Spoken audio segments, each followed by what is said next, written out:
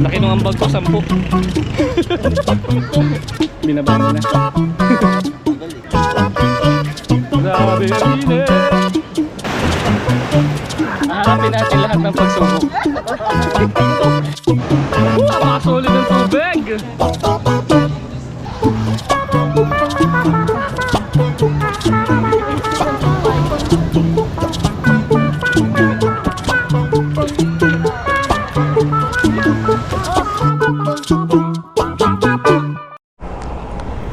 So, dito na magsisimula ang kwento ng ating paglalakbay. Susunduin na natin si Commander dahil tayo ay babiyahin na pa Real Quezon.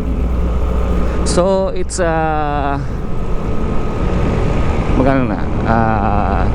3:35 AM and parang alas 8 ng gabi ngayon.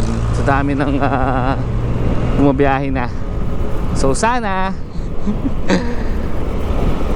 baka ano na kami, makalayo na kami bago pa magdagsaan yung mga babiyahe. So tara, update ko kayo pagka magkakasama na kami at pag maliwanag na. Let's go!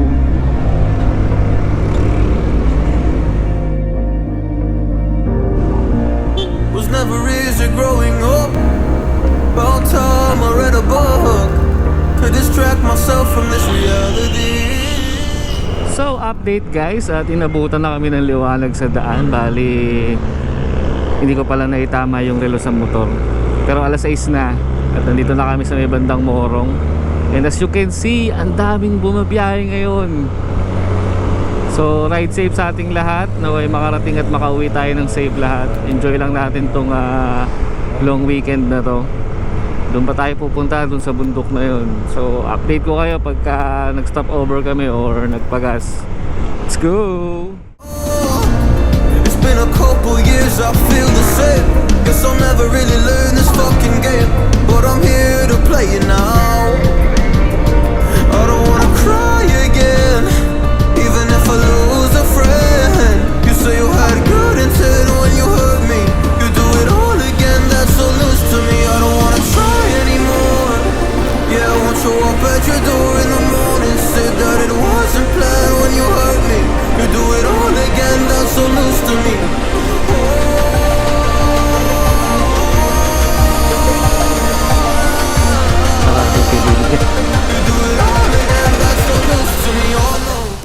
So nakalagpas na kami sa Pililla Wind Farm. Nandito na kami pamabitak. Tapos baba na nito ng Pami. Sobrang smooth naman. May mga tarantado lang talagang mga driver na, alam mo yun, parang nagsasabay yung sightseeing sa kapag drive.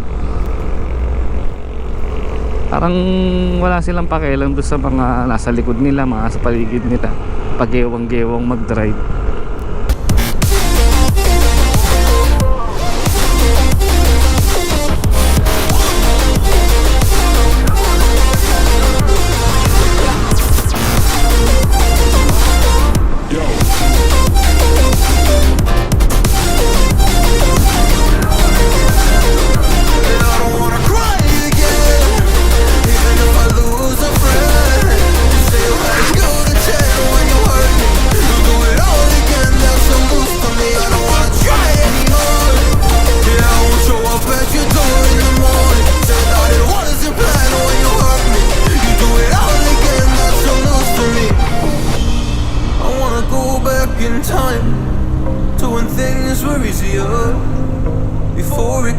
Bigat kasi dito yung GoPro sa kabilang bulsa. Just give me the strength to move on, cause I don't really wanna move on. I gotta do what's best for me. Entering na kami, papanik ng Pareal. Dito na kami sa may Pami banda. So ayan, dami pa rin namin kasabay ng mga nag-ride. Mga pa big bike, mga pa scooter, mga pa underbone, sasakyan, camper van, halo-halo lahat ng mga bumabiyahe ngayon. Pangit pa rin talaga nung daan dito. Yun lang, update ko kayo pagka baba na kami pa Real. na sa may mga dagat-dagat na. Let's go! Most days I can barely leave my bed. Someone lives rent free inside my head. I say I'm not okay, I'm terrified when I go to sleep, when I close my eyes. What the hell am I supposed to do? Oh my God, I can't breathe, and I don't know where angels come and they leave to the midnight sky.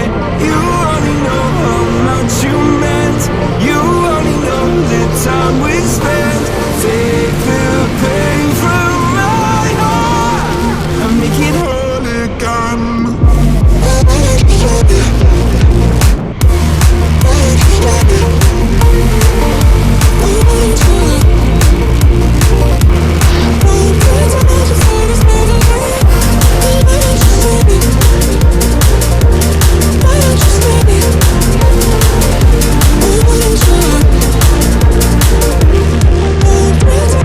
Please God, can you give me some relief? I've been out here hiding like a thief. I'll pull the windows down when I feel low. Keep my demons close so nobody knows. So dito kami napunta kay Nanay Melly's Cottages dito sa Padulo na.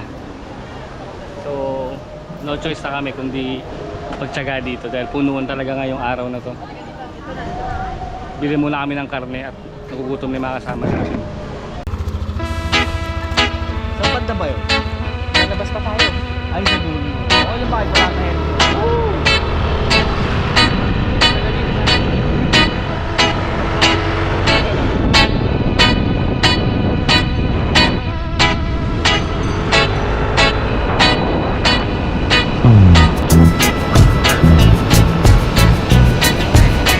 Nakakatakot nga pag angkas.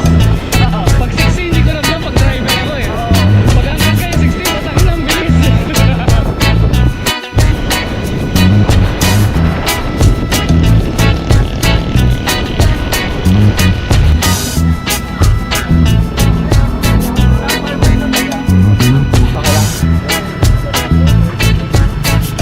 Laki ng ambag ko, 10.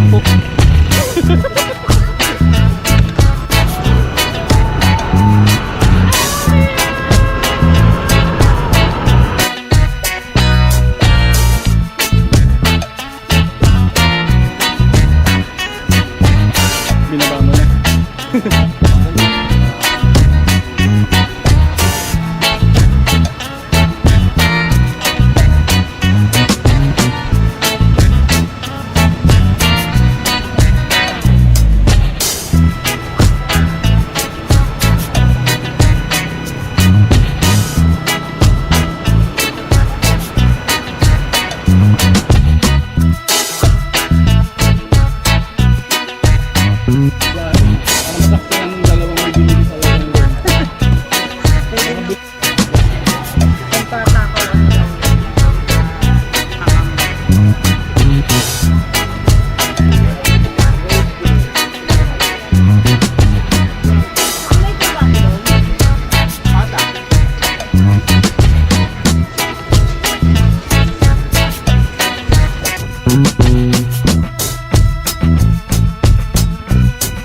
Grabe ang init.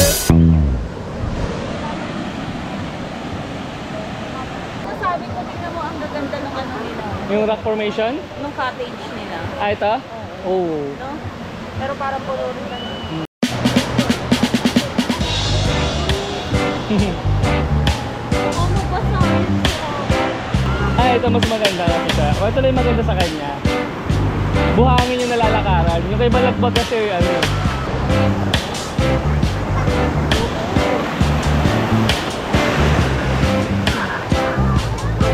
Hindi ba ganun mo? Para makaharap.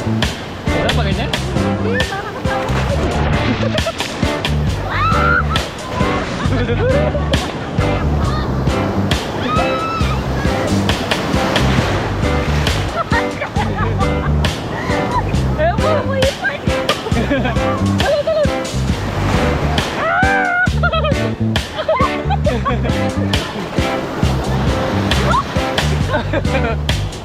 Harapin natin lahat ng pagsubok. Ikaw na lang. Diba? Gago ka, hindi ako nakakasya. One, two, three. Gago yung bata.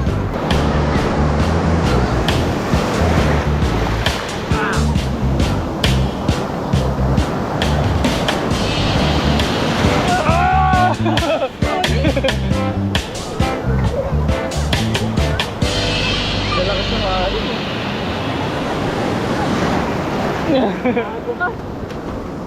Okay na to. Pwede na to.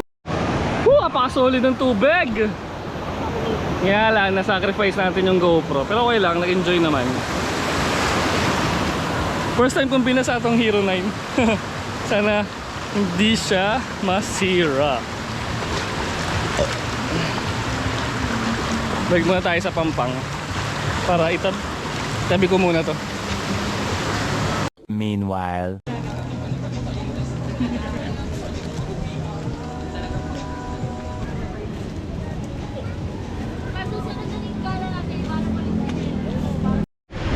So, nakalipat na kami dito sa may tent namin na tapos na yung oras namin dun sa may cottage.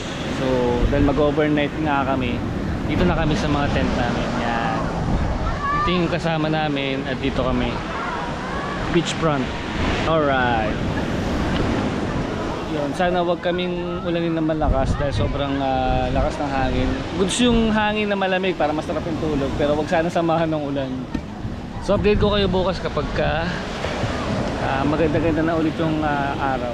Mag-shot lang kami tapos matutulog na. Then update ko kayo bukas kung ano pang pwedeng mangyari. So yun lang. Let's go! The next morning. Good morning guys. Magandang umaga at magandang buhay. And the bad thing about public resort, isang aga-aga pa ang iingay na nila. Tingnan natin ang itsura sa labas.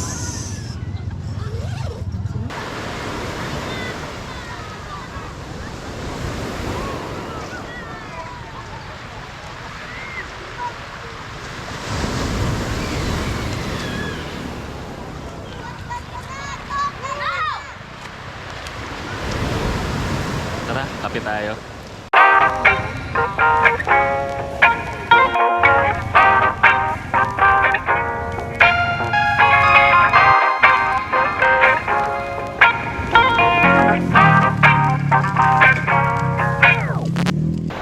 So yung tipong akala mo good morning sunrise, walang sunrise. Tapos pagbukas mo ng tent, may nagti-TikTok. Yo yo yo yo yo yo yo. You should just. Yo yo yo yo yo yo yo. Magaling-galing eh. Sarap talaga ng kape sa umaga. Pagkatapos ito CR, tapos uwi na kami. Crowded na. Hindi na natin ma-enjoy yung yung ganda ng lugar. Dami ng tao.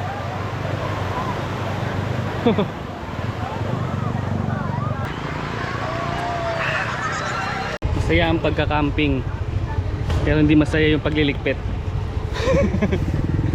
For so long I was living my life, oh so wrong. So, dito ko natatapusin tong vlog na ito. Right after kong magkape at pagkaligo ko sa biglang dagsa ng mga tao. Grabe, kaya nag-pack up na kami agad. Mabilis ang dahil ayaw na namin sumabay sa maraming tao. Yun, tingnan nyo. Mas ngayon yung punta ng tao. Grabe. Kahapon maswerte-swerte pa kami sa hindi masyadong crowded. Ngayon sobrang crowded na. So yun lang, that is it. Thank you for watching. Hanggang dito na lang ang ating Holy Week special. This is Road Game. Thank you for watching. Peace out. Ganda talaga dito. Marami ng tao ngayon.